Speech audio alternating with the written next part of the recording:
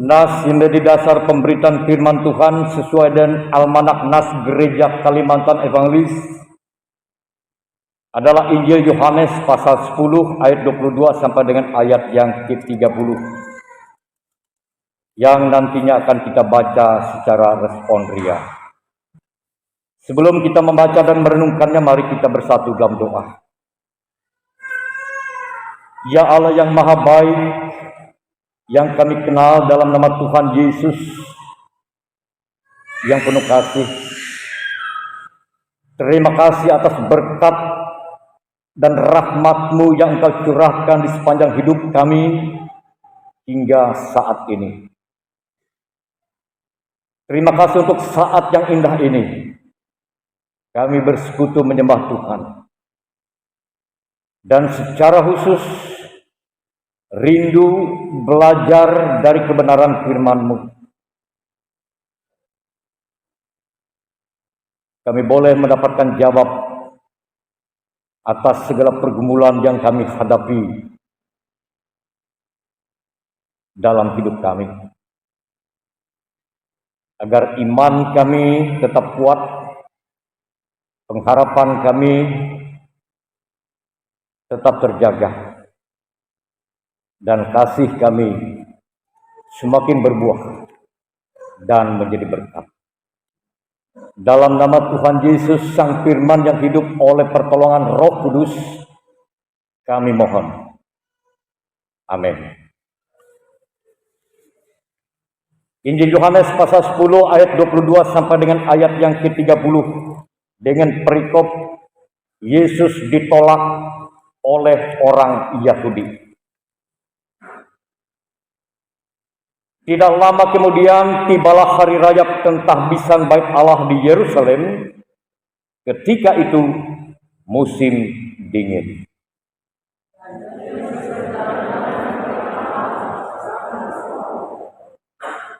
Maka orang-orang Yahudi mengelilingi dia dan berkata kepadanya, "Berapa lama lagi engkau membiarkan kami hidup dalam kebimbangan?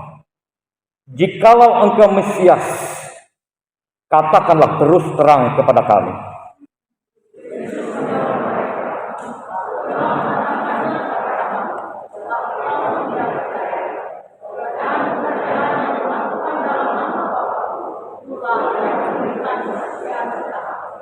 Tetapi kamu tidak percaya, karena kamu tidak termasuk domba-dombaku.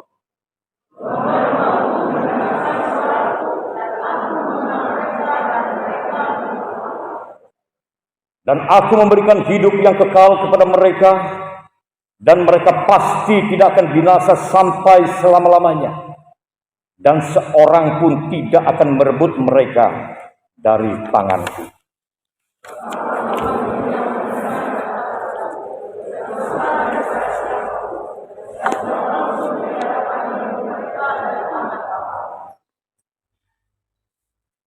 Jemaat yang dikasihi dan diberkati oleh Tuhan Yesus Kristus, Salam. Saudara-saudara, secara tersirat Injil Yohanes pasal 10 ayat 22 sampai dengan ayat yang ke-30 menyiratkan dua mentalitas manusia beragama. Yang pertama adalah mentalitas beragama ala Yahudi. Dan yang kedua, mentalitas beragama ala domba Kristus.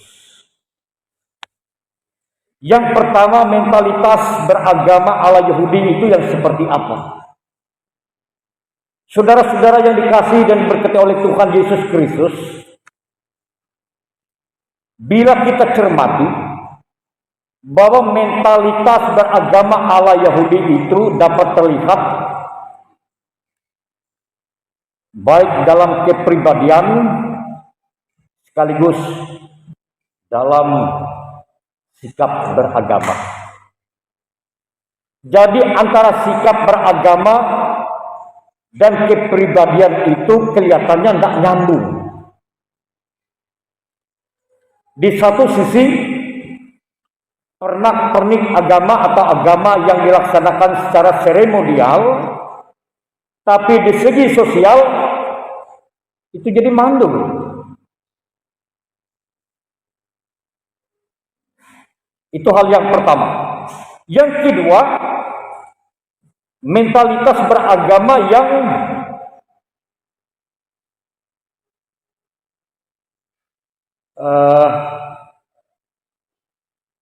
hanya melihat ke orang lain, tapi sedikit ke diri sendiri. Atau dapat juga terlihat dalam cara beragama yang fanatik buta. Fanatik itu bagus, tapi yang tidak bagus itu ialah fanatik buta. Jadi tidak bisa dikoreksi, tidak bisa diberitahu, pokoknya ya A ya A. Padahal Yesus itu datang katanya bukan meniadakan hukum Taurat, tetapi menyempurnakannya. Tapi bagi orang Yahudi, bahwa hukum Taurat itu ya, itu tidak bisa dirubah-rubah, tidak bisa dikoreksi. Yang ketiga, terlihat jelas bahwa cara beragama yang hanya melihat atau mencari sesuatu, syukur kalau mencari yang positif, tapi selalu melihat, selalu mencari apa yang kurang pada Anda, tapi tidak pada saya. Bisa mengkritik, tapi tidak bisa dikritik. Terlebih lagi ketika menyinggung ketuhanan Tuhannya, wah itu kayak cacing kepanasan. Tapi begitu dikritisi, wah ini akan menimbulkan kemarahan. Karena itu kemarahan antara sikap beragama yang pernak-pernik saja, tapi yang secara sosial tidak nyambung. Inilah yang terjadi. Padahal saudara-saudara, agama itu pada hakikatnya ialah untuk menjadikan manusia itu semakin menjadi manusia. Itu fungsi agama. Jadi kalau manusia itu bagaimana dia semakin menjadi manusia, dan ketika dia menjadi manusia, dia lagi akan memanusiakan manusia lain. Tapi bila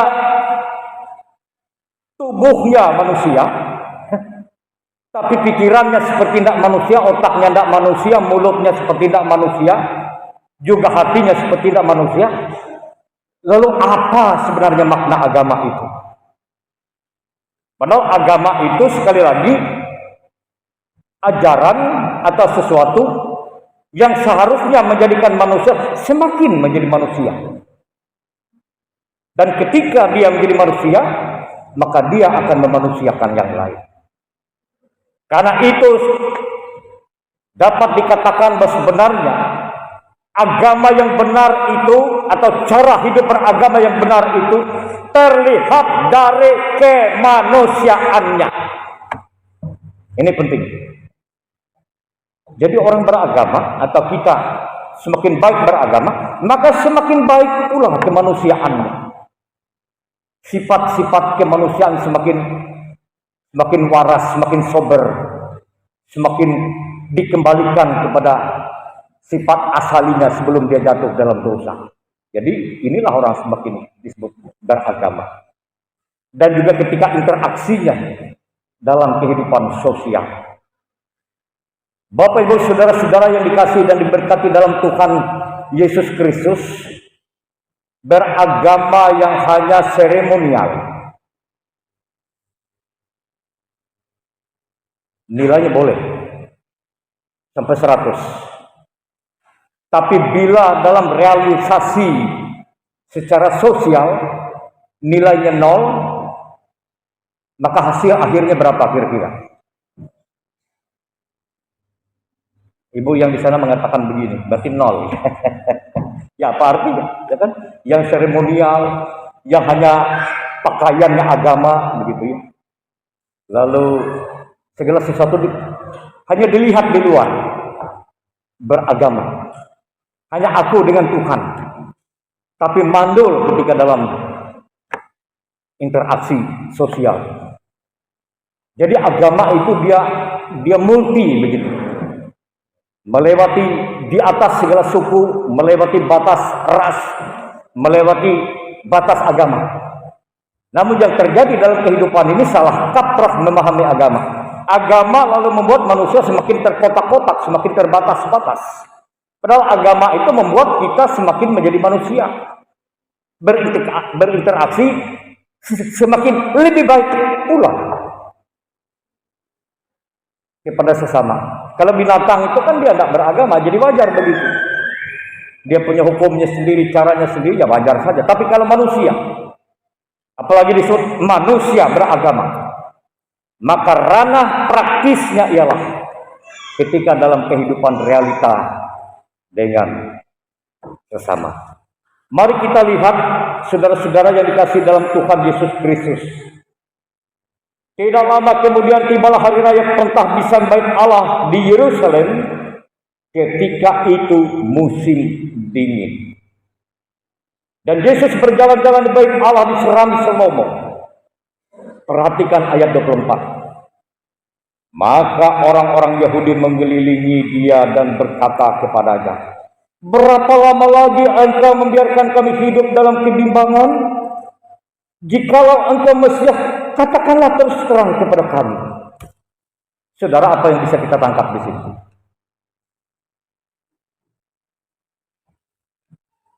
Nah ini, bicaranya bagus, manis-manis. Mereka mengajukan pertanyaan kepada Yesus itu bukan karena memang ingin tahu, ingin cari Mesias, bukan. Tapi ini pertanyaan jebakan. Pertanyaan yang sekiranya Yesus menjawab, inilah yang untuk menjerat Yesus, untuk menghukum Yesus, dan mengadukannya kepada pemerintahan Romawi bahwa dia ini pemberontak. Kenapa? Karena Mesias dalam pemahaman mereka adalah juru selamat, sang pembebas dari penjajahan Romawi. Jadi kalau Yesus mengatakan, ya saya ini Mesias, nah ini ada bukti. Karena itu Yesus yang memiliki hikmat ilahi tidak menjawab. Dia memang Mesias, tapi dia tidak mengatakan dengan kata-kata bahwa akulah Mesias. Kenapa? Karena Yesus tahu pikiran jahat yang ada dalam pikiran mereka. Mulut mereka bermanis-manis, sepertinya mengharapkan Mesias, ingin mencari kejelasan, tapi sebenarnya itu adalah jebakan. Dan perhatikan mentalitas beragama yang sangat menonjol terlihat pada mentalitas beragama Allah Yahudi. Lalu yang berikutnya, kata Yesus menjawab mereka, aku telah mengatakannya kepada kamu, tetapi kamu tidak percaya. Pekerjaan-pekerjaan yang kulakukan dalam nama Bapa-Ku, itulah yang memberikan kesaksian tentang aku. Tapi kamu tidak percaya.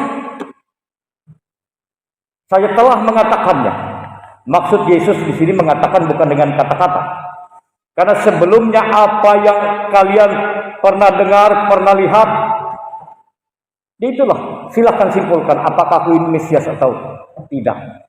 Jadi Yesus tidak menjawab dengan kata-kata, tapi memperlihatkan bukti ketika Yesus menyembuhkan orang sakit, orang lumpuh, orang kusta, mengasihi orang yang menderita, membela orang yang ketika dalam ketidakadilan, bahkan menghidupkan orang mati. Silakan simpulkan, apakah aku ini Mesias atau bukan. Jadi Yesus lebih menjawab dengan menunjuk kepada apapun yang dilakukannya untuk membuktikan, untuk dipertimbangkan oleh si penanya. Jemaat yang dikasihi dan diberkati oleh Tuhan Yesus Kristus, tetapi kamu tidak percaya karena kamu tidak termasuk domba-dombaku. Kamu tidak percaya. Persis seperti apa yang diungkapkan pada ayat awal, ayat 22. Tidak lama kemudian tibalah hari raya pentahbisan Bait Allah di Yerusalem, ketika itu musim dingin. Sangat teliti Yohanes mencatat. Bukan hanya teliti, tapi sekaligus ada maknanya. Sebagaimana musim yang dingin itu demikian hati orang-orang Yahudi yang dingin, bahkan membeku terhadap anugerah Allah. Bagi mereka bahwa hukum Taurat itulah satu-satunya yang terbaik, yang tidak pernah dapat digantikan dengan yang lain. Jadi mereka tidak punya kemungkinan lain bahkan dari Allah sendiri untuk bisa memahami dengan baik maksud Allah. Dan terlebih lagi ketika kealahan mereka disinggung, perhatikan di sini. Mereka jadi marah, aku dan Bapa adalah satu. Karena dalam konsep orang Yahudi, berdasarkan ajaran Taurat, bahwa Tuhan itu tidak ada Tuhan selain Allah. Hanya Allah. Jangan ada padamu Allah lain di hadapanku. Itu menjadi pegangan mereka yang tidak bisa dirubah, yang tidak bisa dikoreksi, yang tidak bisa ada kemungkinan lain atau pemahaman lain bahkan dari Allah sendiri. Di sini masalahnya. Saudara-saudara yang dikasihi dan diberkati oleh Tuhan Yesus Kristus, juga terlihat dalam sikap yang tak nyambung. Mestinya orang beragama itu kan sabar. Mestinya orang beragama itu rasionalnya lebih baik. Tapi di sini lihat, walaupun ini bukan ayat bagian nas kita, tapi mau tidak mau karena itu adalah kelanjutannya pada ayat 31. Sekali lagi orang-orang Yahudi mengambil batu untuk melempari Yesus. Kira-kira secara waras, secara normal, ini sikap orang beragama atau tidak? Mestinya orang beragama kan tidak mungkin melempar batu membunuh orang secara rasio. Tapi ini yang mereka lakukan. Mentalitas beragama ala Yahudi. Merasa diri benar, selalu mencari apa yang kurang di sana. Yang dipertonjolkan, yang diperlihatkan adalah aksesoris agama. Mereka tentu sangat bangga dengan bait Allah itu. Bait Allahnya yang dibanggakan, tapi bukan Allah sendiri. Mulutnya mungkin akan selalu mengucapkan tentang Allah, mungkin 10 kali siang dan malam, tapi itu hanya formalitas atau seremonial. Tapi dalam ranah sosial, yang seremonial nilainya 100, yang sosial 0. Jadi nilai akhir sebenarnya adalah 0. Artinya 100 dibayar min 0, ya 0. Beragama yang baik itu seharusnya yang seremonial itu nilainya 100, diterjemahkan dalam kehidupan sosial juga 100, seharusnya nilainya 200. Tapi yang seremonial 100, tapi yang sosial 0, ya 0. Karena 100 dikurang 100, ya 0. Tapi 100 ditambah 100, maka harus 200. Saudara-saudara, mentalitas beragama ala Yahudi ini dapat terjadi kapan saja, di mana saja. Dan jangan kira bahwa semua orang Kristen itu ya Kristiani begitu. Karena tidak jarang juga ada orang Kristen tapi yang bermentalitas Yahudi. Dalam persekutuan, dalam bergereja, dalam sikapnya juga begitu. Yang ala Yahudi yang bagaimana? Yang cepat tersinggung. Ini orang Yahudi kan tersinggung. Karena Yesus nyata-nyata mengatakan kepada mereka, kamu tidak percaya. Kamu bukan domba-dombaku. Jadi kalimat itu sangat memukul. Dan atas ketersinggungan itu terlebih lagi karena Tuhannya yang disinggung-singgung. Karena aku dan Bapa itu adalah satu, maka akan memuncak dan melahirkan satu sikap manusiawi yang sepertinya tidak pas untuk disebut sikap orang beragama. Karena itu Bapak Ibu jemaat yang dikasihi dalam Tuhan, bila ada mentalitas Yahudi dalam kehidupan kita, dalam persekutuan kita, itu cepat dikuburkan saja. Sebab itu kalau dibiarkan nanti akan beranak pinak. Hidup dalam gereja, tapi mentalitasnya mentalitas beragama ala Yahudi. Yang tidak mau mendengar, yang merasa benar, yang hanya bangga dengan aksesoris agama. rumah Tuhan yang dibanggakan, tapi bukan Tuhan yang diagungkan. Persis seperti apa yang diperlihatkan pada bagian yang pertama. Lalu yang kedua, bagaimana mentalitas beragama Allah domba Kristus.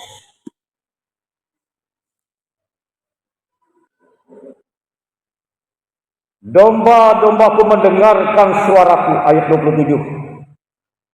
Dan aku mengenal mereka, dan mereka mengikut aku. Jadi ini satu penghiburan bagi setiap umat percaya selaku domba-dombanya, bahwa mereka mendengarkan suaraku. Aku mengenal mereka, dan mereka mengikut aku. Inilah mentalitas beragama ala domba Kristus yang disebutkan, dicirikan oleh Kristus sendiri. Dan jemaat yang dikasihi dalam Tuhan, jadi baik secara kepribadian atau sifat, itu telah nyata mereka mendengar suaraku, mendengar suara Kristus. Bukan lebih banyak mendengar berita hoak, tapi berita atau mendengar suara Kristus. Semakin banyak kita mendengar berita hoak, maka kita juga menjadi manusia yang tidak jelas, akan mendapatkan pegangan yang tidak jelas. Semakin banyak kita mendengar tentang ketidakbenaran, tentang apa-apa di dunia ini, itu juga akan mempengaruhi pikiran, perasaan kita, yang juga akan berdampak dalam kehidupan kita. Tapi bila kita banyak mendengar firman Kristus, cepat atau lambat, bila kita sungguh-sungguh, maka kita menjadi satu pribadi yang utuh, yang semakin mendekati sebagaimana Kristus yang mengajarkan. Mendengar suara Kristus, lalu mengikuti Kristus, bukan mengikuti yang lain. Mengikuti aku, bukan mengikutkan aku. Ada bedanya? Kalau mengikuti Kristus, berarti Kristusnya yang depan, kita di belakang, itu mengikuti. Kalau mengikutkan Kristus, berarti kita yang di depan, Kristus diikutkan, ditarik dari belakang. Dan tidak jarang banyak kehidupan orang, juga orang Kristiani, yang seperti itu. Bukan mengikut Kristus. Tidak kurang yang ikut-ikutan Kristus. Mengikutkan Kristus dan ikut-ikutan Kristus. Tapi nas ini mengatakan mengikuti Kristus, mengikuti aku. Jadi kemanapun arah Kristus, domba-dombanya akan mengikuti. Jadi tidak selalu cari jalan lain, cari jalan pintas, jatuh ke lubang, terus menjatuhkan diri lagi ke lubang yang sama, artinya dosa yang sama, ke tempat berbahaya yang sama. Dituntun ke padang rumput yang hijau, malah mendekati sungai yang berarus deras, sehingga dia jadi mati lemas. Nah, jemaat yang dikasihi dan diberkati oleh Tuhan Yesus Kristus, jadi mengikut Kristus, mengikuti aku, mengikuti petunjuk Kristus, melakukan dan memeliharanya. Itu luas artinya, mendengar dan melakukan. Itu arti mengikut aku, dan menjadikannya itu menjadi standar hidup, menjadi gaya hidup. Itulah mendengar dan melakukan, mengikuti Kristus. Janganlah kita menjadi ikut-ikutan Kristus, menjadi pan Kristus, menjadi penggemar Kristus. Ini berbahaya. Karena ketika orang hanya jadi ikut-ikutan Yesus, ya namanya saja ikut-ikutan. Begitu senang dia ikut, hanya ramai, tepuk tangan semua. Begitu diberi tanggung jawab, dia tidak akan bisa. Karena dia hanya pan, penggemar, pengagum Yesus. Kagum melihat mujizat Yesus. Kagum mendengar sesuatu yang wow, luar biasa. Tapi tidak pernah menyentuh dan menjadikan darah dagingnya untuk meneladani Kristus. Itu ikut-ikutan Kristus. Kalau Yahweh, ikut juga Yahweh, tapi tidak ngerti. Ada orang Indonesia begitu bangga karena dia tidak, menurut dia nama Allah yang benar ya ini Yahweh. Pas dia ke Israel, dalam rombongan, dia dengan bangga, dia dengan kaos lalu dengan bertuliskan Yahweh di kaos. Tahu tidak apa yang terjadi? Pas sampai di Israel, hampir saja nyawanya hilang dan tidak bisa kembali ke tanah air. Kenapa? Karena orang Israel itu sangat marah. Dianggap itu penghinaan. Karena orang Israel sendiri tidak mampu, tidak tega dan apa ya? Ini nama yang agung, nama yang kudus. Jangan menyebut, apalagi ditulis-tulis di baju, apalagi di mobil. Mereka itu menganggap itu yang paling suci, paling agung, menyebutnya pun tidak bisa. Oh, orang Indonesia latah sekali merasa. Nah, ini jadi salah kaprah, ya kan? Jadi hanya namanya yang dipersoalkan, bukan Allahnya. Jadi ini penting. Penting untuk kita renung baik-baik. Bukan hanya gedungnya, bukan hanya bait Allahnya, tapi Allah itu sendiri. Kristus itu sendiri. Keteladanannya yang perlu. Bukan mempersoalkan hal tetek bengek yang murahan, yang kekanak-kanakan, yang membuat kita tidak pernah menjadi dewasa beriman. Jadi mengikut Kristus, bukan ikut-ikutan Kristus. Bukan hanya sekedar mengikut sertakan Kristus. Ini juga berbahaya. Kenapa? Karena mengikut sertakan Kristus itu, ya kita di atas. Kristus itu di bawah. Kita yang menjadi kepalanya, Kristus itu menjadi bawahan kita. Karena itu kenapa orang lalu menjadikan Kristus itu menjadi semacam tokoh serba ada begitu. Mencari berkat, minta panjang umur, minta apa, pokoknya semua Kristus itu harus memenuhinya. Ini beda. Yang benar ialah mengikuti Kristus. Ikuti petunjuknya. Kalau dibawa ke rumput yang hijau, ya harus ke rumput yang hijau. Jangan ke pinggir sungai yang deras arusnya, nanti akan berbahaya. Atau ketika dituntun pada jalan yang benar, lalu menyimpang dan menjatuhkan diri dan terjun ke jurang. Jadi itu namanya bukan mengikut. Pengikut yang baik adalah pengikut yang mengikuti tuntunan. Dibawa ke rumput yang hijau, dibawa ke air yang tenang, sehingga dia sehat dan gemuk. Dan dia akan mempersembahkan bulu wolnya dengan baik.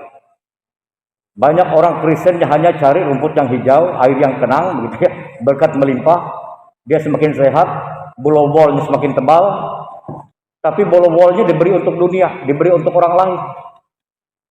Tapi ketika mati, baru datang kembali ke kandang awal. Nah ini penting. Jadi ini bukan cara beragama yang baik, tapi mentalitas beragama ala domba Kristus itu ya mengikuti Kristus dan mempersembahkan hidupnya bagi Kristus.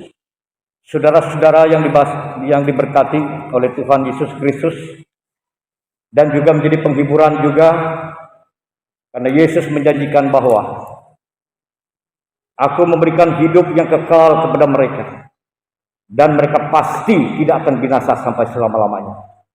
Dan seorang pun tidak akan merebut mereka dari tangan. Itulah janji, itulah jaminan Kristus bagi kita. Bagi setiap orang yang sungguh-sungguh percaya, yang selalu mendengar suaranya dan juga setia mengikutinya. Janji Tuhan itu boleh menjadi pegangan dan pengharapan kita. Selamat menjalani kehidupan ini. Tetap kuat saudara-saudara. Tetap sehat. Dan yakini, walaupun di tengah pergumulan berat yang kita hadapi, namun janji Tuhan itu harus memberikan spirit dalam hidup kita. Bahwa kita punya pengharapan. Karena kita berpengharapan, itulah kita tahu apa yang terbaik yang bisa kita lakukan selama hidup. Tuhan pasti memberkati kita, akan menuntun kita ke rumput yang hijau dan ke air yang tenang.